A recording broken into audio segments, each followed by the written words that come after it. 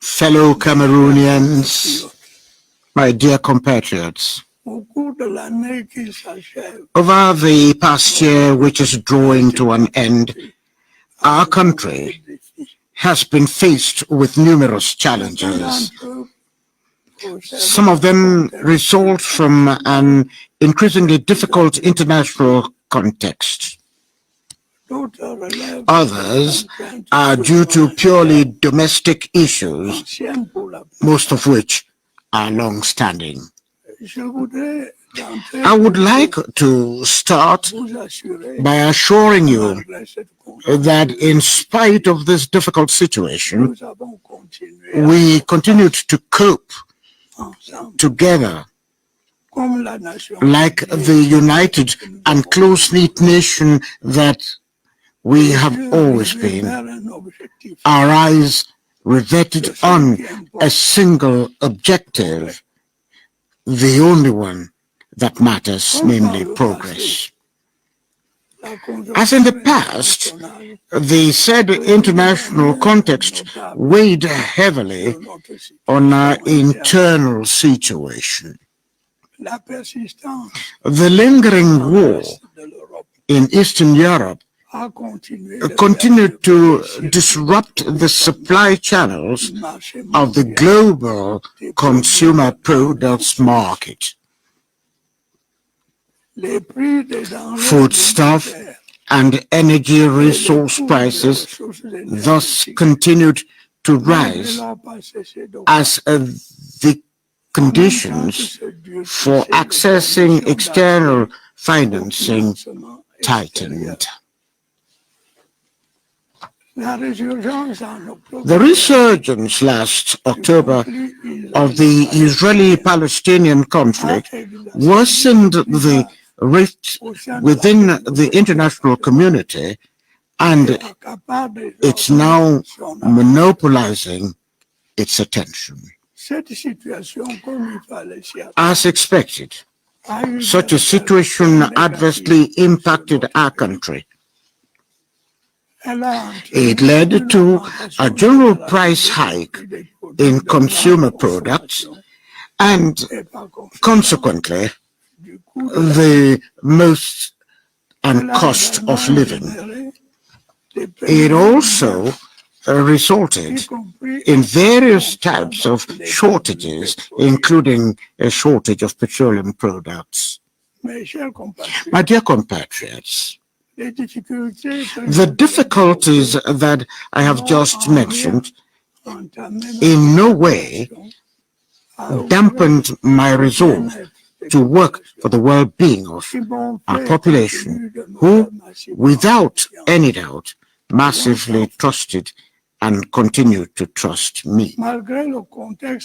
Despite the unfavorable context, the government under my authority continued to in action with greater determination. The laudable efforts made following the COVID-19 pandemic to ensure economic recovery yielded appreciable outcomes. The resilience of our economy was confirmed. Proof of this is our growth rate continued to progress and was estimated at 3.9% in 2023, thanks notably to the performance of the non-oil sector. The consumption support measures implemented by government helped to contain and stabilize inflation at about 6.7%. The implementation of various projects was continued or launched to meet the aspirations of the people and improve their well-being.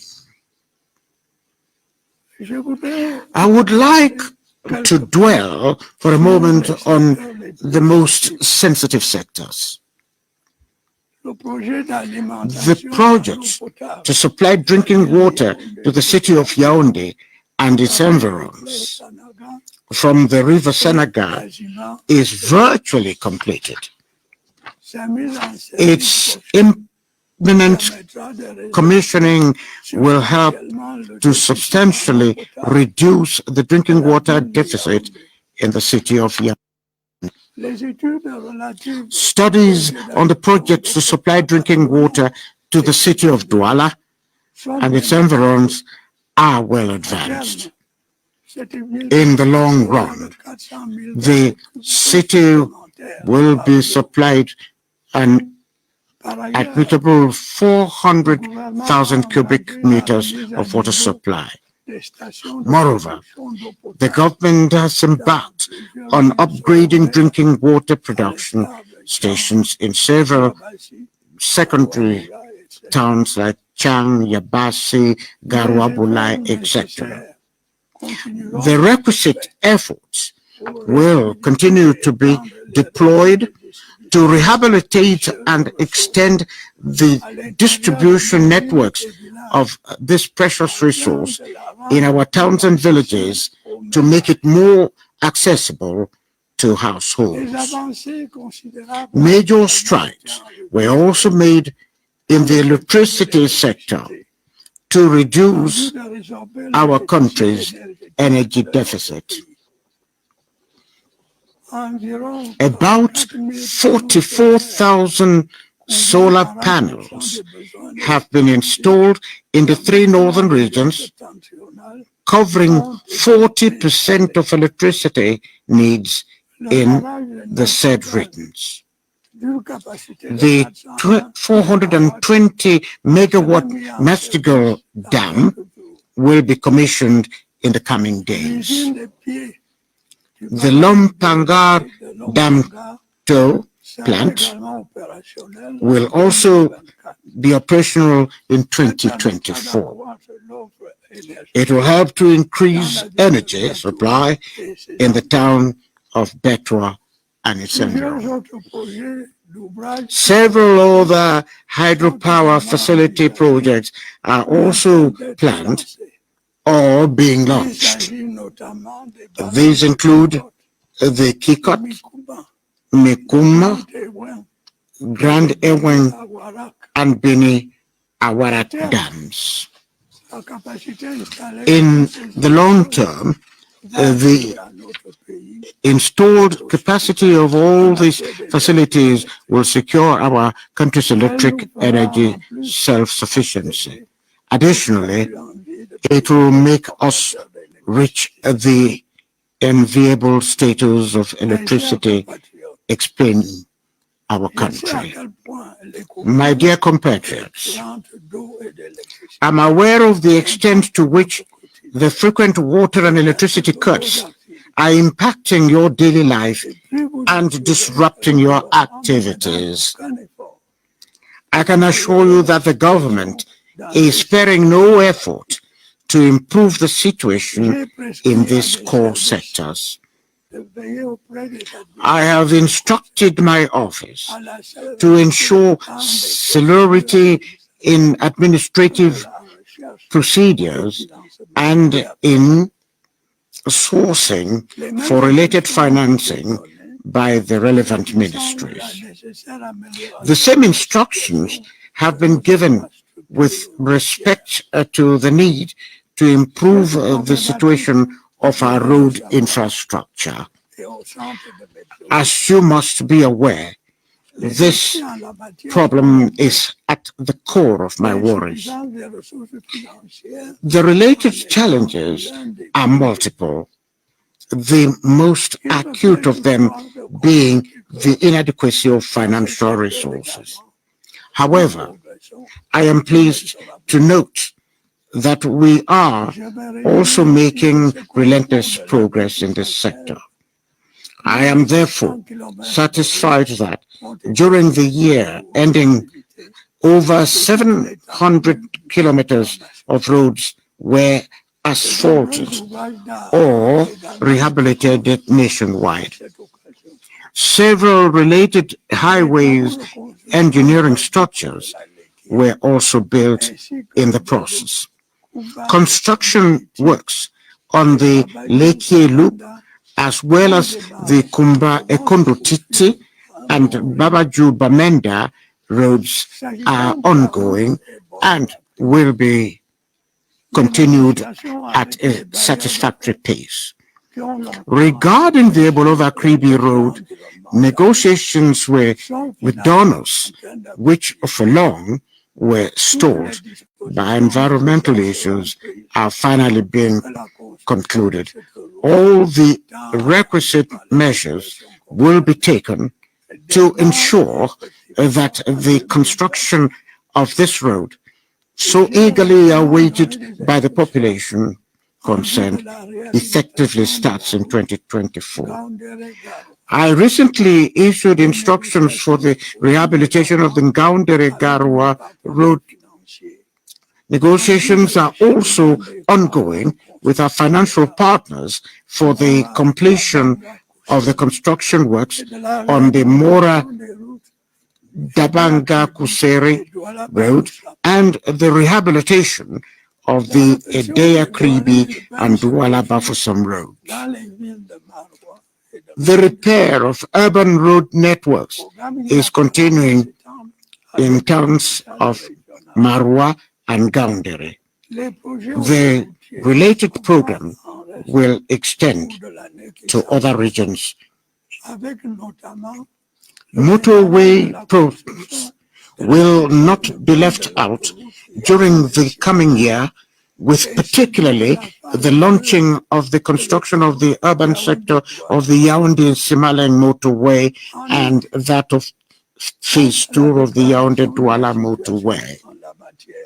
Additionally, faced with the worsening situation, I have instructed the government to urgently find a lasting solution to the problem of household garbage collection in our cities, in collaboration with councils and city councils. Fellow Cameroonians, my dear compatriots, over the past 2 weeks, you were faced with a shortage of petroleum products, suffering many inconveniences as a result. To address this situation, I have instructed the government to take urgent measures to ensure constant supply of the market. However, the challenges in the sector are broader and more complex. You must be aware that to maintain pump prices of fuel at their current levels, which are far below those in neighboring countries, the state has to make huge financial sacrifices to subsidize petroleum product imports. The burden of these subsidies weighs heavily on our budget and significantly reduces the much-needed resources to address their problems facing our people. Last year, the government increased slightly the pump prices of fuel. As a result, the subsidy on petroleum products decreased from 1,000 billion CFA francs in 2022 to around 640 billion CFA francs in 2023. However, this subsidy continues to weigh heavily on public coffers. Though we will most certainly have no choice but to reduce it further, we will ensure that the requisite adjustments do not significantly impact the purchasing power of households. Ultimately, the rehabilitation of Sonara which must be expected as I have instructed, should help to improve the situation in this sector. My dear compatriots, despite the government's goodwill, it is clear that the implementation of various projects to meet our people's aspirations faces a major impediment, namely inadequacy of the required financial resources. This is why I have repeatedly ordered the government to streamline public spending and find new ways and means of boosting public resources. Regarding the reduction of public spending, I have strongly reiterated my previous instructions to the government to reduce recurrent expenditure. Actions implemented to combat corruption and misappropriation of public funds are essential for protecting public resources.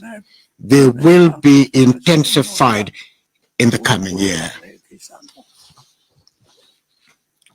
The 3-year integrated import substitution plan of 2024 to 2026, which I have instructed the government to implement, is also part of my effort to enable our country to save on these precious resources.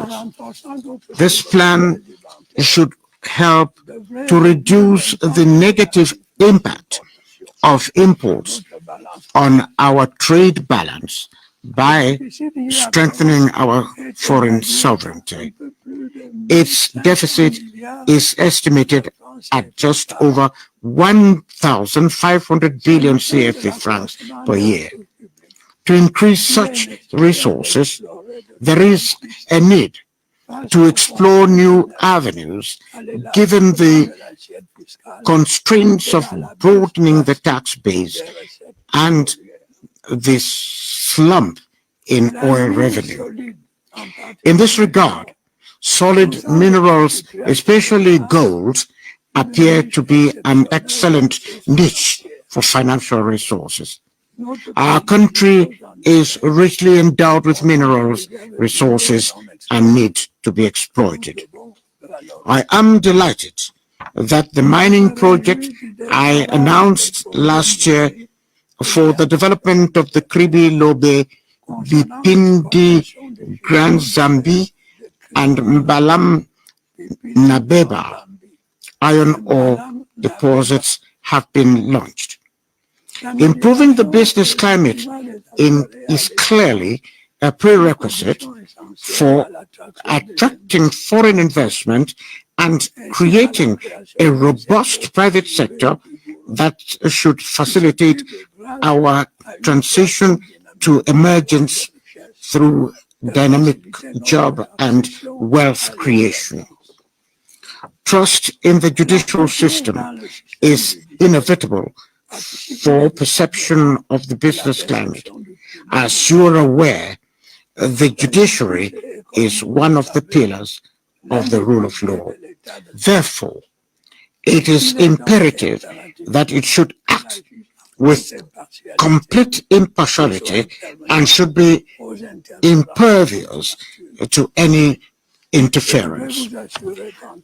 I would like to assure you that as guarantor of the independence, I will continue to take drastic measures against that. My dear compatriots, allow me to say a few words about the national education sector. Despite the government's effort, calm has been fully restored therein. Yet, according to stakeholders, the government has made commendable efforts in this regard. In addition to the various types of measures taken by the relevant ministries, more than 72 billion CFA francs was disbursed in 2023 to cover related expenses. An additional amount of 102 billion CFA francs has also been provided in the state budget for the 2024 financial year to cover residual expenditure. Therefore, it will be difficult for us to accept that a handful of teachers who seemed to have ulterior motives should continue to hold our children's education hostage. Let me be clear on this issue. As much as I am committed to ensuring that teachers practice their noble profession under appropriate conditions, I am equally uncompromising about respect for the right of our young people to education. Strong measures will be taken to ensure that our children do not fall victim to substantial education. Constructive dialogue will also be pursued with the recognized trade unions to address the aspirations and concerns of teachers in a peaceful manner. My dear compatriots, regarding safety, numerous road accidents continue to plunge families into mourning and rob the country of precious human resources. I want to make it clear that this is unacceptable. Once again, I appeal to the sense of responsibility of drivers and bus service operators. All necessary measures must be taken to ensure the safety of passengers and other road users. The government, for its part, will not only step up efforts to improve the state of the road network, but will also rigorously apply the necessary preventive and repressive measures. My dear compatriots, thanks to the people's active cooperation with our defense and security forces, the situation in the northwest, southwest, and far north regions has improved significantly. It is now possible to calmly implement the reconstruction and development plans for the said regions. However, atrocities committed by terrorists have not completely disappeared. Unfortunately, civilians are the main victims. On the 6th of November 2023, the town of Mamfi was the scene of a barbaric massacre of some 20 civilians in the middle of the night. I strongly condemn such atrocities which defy reason and have no justification whatsoever. I encourage our fellow citizens in the regions affected by terrorism to continue to cooperate with the defense and security forces, whose courage and professionalism I salute. I reiterate my appeal to armed groups to lay down their arms and join disarmament, demobilization, and reintegration centers. I am pleased to note that an increasing number of these combatants have responded to this call in recent weeks. For those who persist in criminal activity, be it terrorism or organized crime, the fate that awaits them is not enviable. They must know that our firm determination to ensure the security of our fellow citizens will never falter. Fellow Cameroonians, my dear compatriots, in a few weeks, our beloved indomitable Lions will participate in the 34th edition of the Africa Cup of Nations in Côte d'Ivoire. On behalf of you all, I would like to encourage and urge them to defend our country's flag with courage and honor as they have in the past. I wish you all a happy new year, 2024. Long live the Republic. Long live Cameroon. Vive la République. Vive le Cameroun.